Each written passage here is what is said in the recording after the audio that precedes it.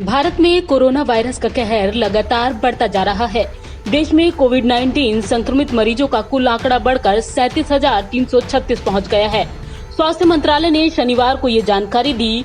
आंकड़ों के मुताबिक देश में पिछले 24 घंटों में कोरोना के 2,293 नए मामले सामने आए हैं और 71 लोगों की मौत हुई है। बीते 24 घंटे में अब तक सबसे ज्यादा मामले सामने आए हैं। भारत में कोरोना से अब तक 1,218 लोगों की मौत हो चुकी है। हालांकि थोड़ी राहत वाली बात यह है कि इस बीमारी से अब तक 9,951 मरीज ठीक भी हुए हैं। दिल्ली में कापासेड़ा इलाके की ठेके वाली गली में एक बिल्डिंग के 41 लोगों की कोरोना रिपोर्ट पॉजिटिव आई है। 18 अप्रैल को इस इमारत में पहला संक्रमित मिला था। इसके बाद बिल्डिंग सील करके यहां रहने वाले 176 लोगों के सैंपल लिए गए।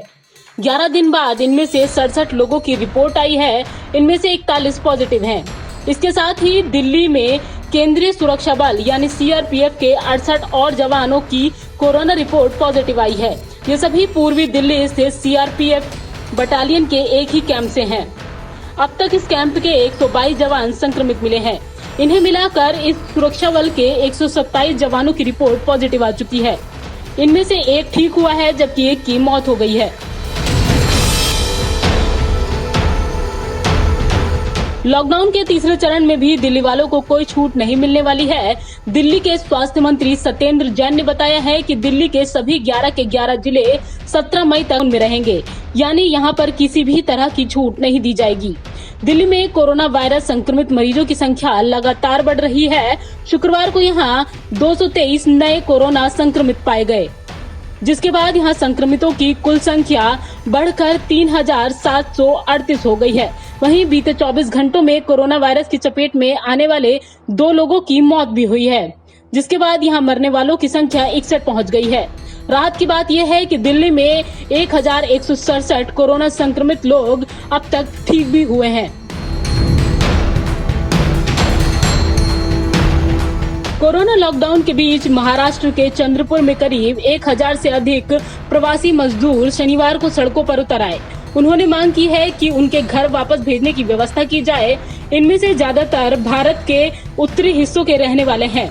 पुलिस के एक अधिकारी ने बताया है कि 1,000 से अधिक प्रवासी श्रमिक, जिनमें से अधिकतर सरकारी मेडिकल कॉलेज के एक निर्माण स्थल में रह रहे थे, सड़कों पर उतर आए और मांग की है कि उनके गृह राज्यों में उनकी वापसी के लिए व्यवस्था की जाए।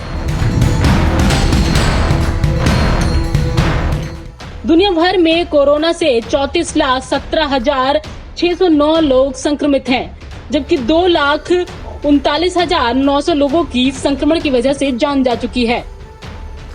हालांकि राहत की बात यह है कि 10,88,817 लोग ठीक भी हुए हैं। रूस में शनिवार को संक्रमण के मामलों में रिकॉर्ड वृद्धि दर्ज की गई। देश में एक दिन में 9,500 नए मामले मिले हैं। इसके साथ ही यहां संक्रमितों की संख्या 1,24,054 हो गई है।